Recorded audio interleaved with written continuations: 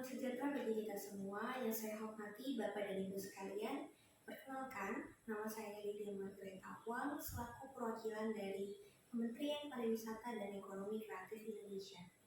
Pada kesempatan kali ini, izinkan saya untuk berbicara mengenai kesuksesan penyelenggaraan MotoGP 2022 di Mandalika, Lombok, Nusa Tenggara Barat, serta dampaknya atas pertumbuhan ekonomi baik bagi masyarakat lokal maupun bagi Indonesia. Acara ini digadang-gadang sebagai salah satu sarana dari kebangkitan ekonomi Indonesia. Oleh karena itu, Kementerian Pariwisata dan Ekonomi Kreatif memperkirakan bahwa akan ada keuntungan bagi Indonesia sebesar 700 hingga 800 miliar rupiah. Akan tetapi, melebihi ekspektasi dari Kementerian Pariwisata dan Ekonomi Kreatif, total keuntungan yang didapatkan oleh negara Indonesia mencapai 4,5 triliun rupiah. Hal ini tentunya membawa kabar baik bagi perekonomian Indonesia. Lantas, apa saja yang dilakukan oleh pemerintah dalam rangka mempersiapkan acara besar seperti ini?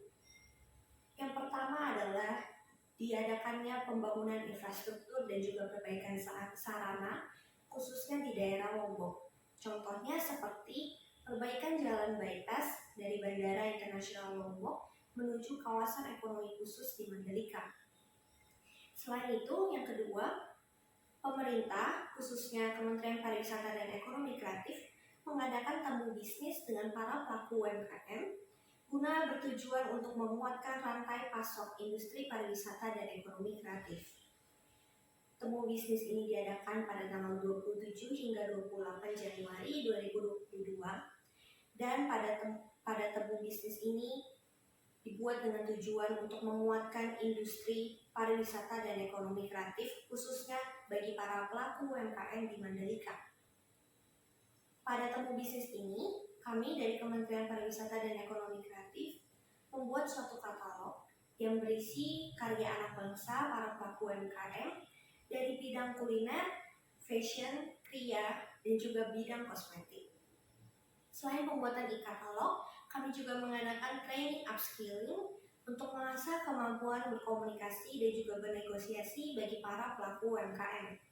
Setelah memberikan materi dan pelatihan, kami juga mengadakan coaching one-on-one satu persatu kepada para pelaku UMKM sehingga mereka bisa mempraktekannya dengan baik. Selain itu, terdapat 98 pelaku UMKM dan juga 27 usaha hotel yang menghadiri acara temu bisnis ini. Pada acara ini, kami dari Kementerian Pariwisata dan Ekonomi Kreatif datang dan meninjau setiap produk-produk yang ditampilkan oleh para pelaku UMKM serta memberikan tips dan trik bagaimana untuk mengembangkan produk mereka lebih dalam lagi. Dengan diadakannya acara ini, maka kami berharap kami dapat lebih mempersiapkan lebih dalam lagi para pelaku UMKM sehingga mereka juga dapat mempersiapkan diri ketika berhadapan dengan ribuan konsumen dan juga ribuan penduduk masyarakat, baik masyarakat lokal maupun masyarakat mancanegara yang datang pada saat ajang balap MotoGP 2022. Untuk menyimak keseruan ini, saya akan memberikan sedikit cuplikan singkat mengenai acara temu bisnis pada tanggal 27 hingga 28 Januari.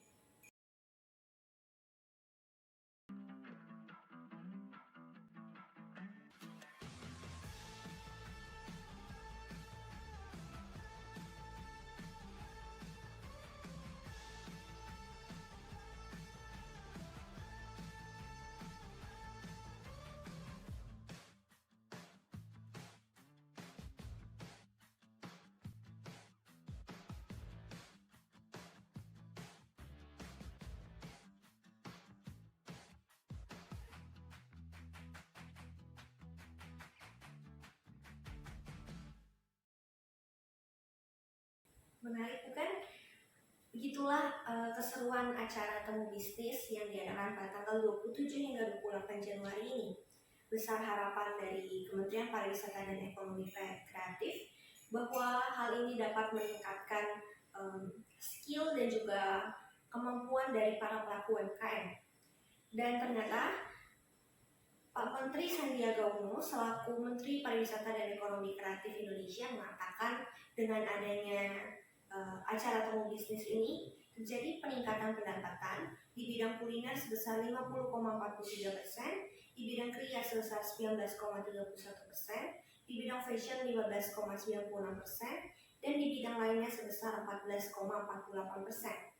Bahkan para pelaku usaha juga mengalami pergeseran pendapatan mulai dari 5 juta hingga 50 juta.